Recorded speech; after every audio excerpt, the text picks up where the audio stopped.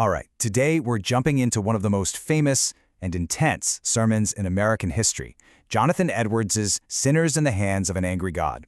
This was delivered right in the middle of a huge religious revival called the Great Awakening, and this thing has, no joke, captivated and terrified people for centuries. So let's get into it and see exactly why. So right from the get-go, the tone is set. Yeah, this is not a gentle, feel-good chat. It's a dead serious warning. This image of a bow, pulled back and ready to fire, tells you everything you need to know about how close and how certain judgment is from the very start. Okay, so this brings us to the core idea of the entire sermon, just how shaky the ground is for every single person who isn't covered by God's grace. The way this sermon frames it, our natural state isn't safety, it isn't even neutral. It's a state of extreme, constant danger. The only thing keeping anyone from falling into total ruin is literally God's decision, second by second, to hold them up. And this sermon is crystal clear about this. All those things we normally rely on to feel secure, they're just illusions. Your good deeds, the fact you go to church, your good health, even your success, none of it provides any real safety from judgment. None of it. This is such a powerful image, right? It's all about showing how completely helpless you are on your own. There's no safety net you built for yourself. There's only this one, incredibly fragile thread, and you're not even the one holding it. You have zero control.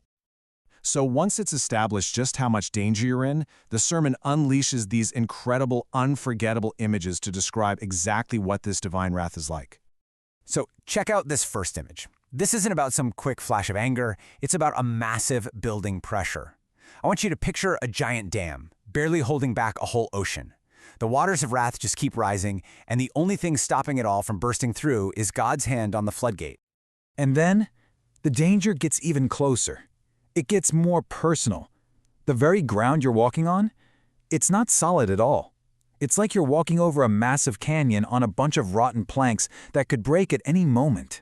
This means disaster isn't some far-off idea. It could happen with your very next step. And this is probably the most famous and definitely the most shocking image of them all. It's meant to show how a sinner appears before a perfectly holy God. You are like a spider or some other insect you'd hate to touch, dangled over a fire. And the only thing stopping you from falling in is a hand that, frankly, is disgusted by you. So after all of that, the dam, the rotten floor, the spider over the fire, it all boils down to this. There is only one thing, just one, that keeps this judgment from falling on you at any given second. It is nothing but the mere pleasure of God. It's not about how good you are. It's not about how hard you try. It's just His decision. That's it.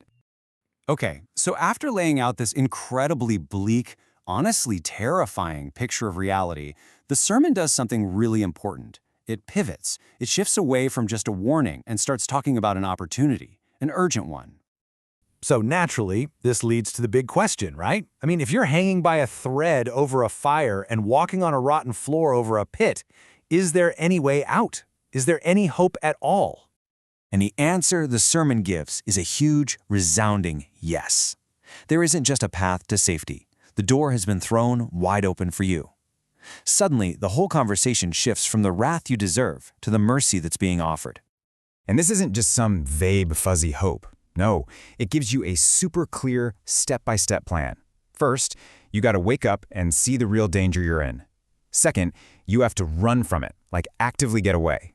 And third, you have to turn to Christ, and only Christ, to be saved, not anything you can do on your own. And that brings us to the big finale. This isn't about some complicated theological debate anymore. It's all about a choice you have to make, a huge, life-changing choice, and you have to make it right now. The choice is laid out in the starkest terms possible.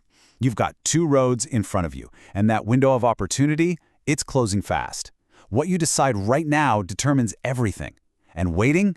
That's not a neutral choice. Waiting is the same as choosing the bad option. It's choosing wrath.